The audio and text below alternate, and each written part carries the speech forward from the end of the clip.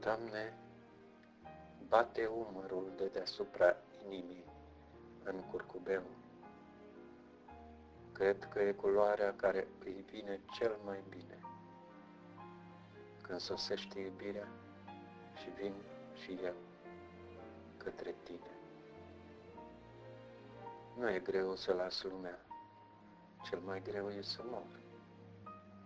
Dacă n-ar fi Domnul meu, aș muri fără rost. Cine știe ce doruri m-ar rupe din zbor, cine știe ce ori voi fi fost.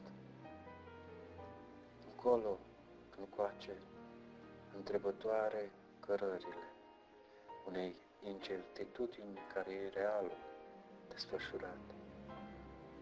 Încurcă în mine visările, zările, ca o lumină care a plecat. Totul e simplu, Doamne, în inima Ta, cum îi este simplă apa fântânii. De aceea aș tot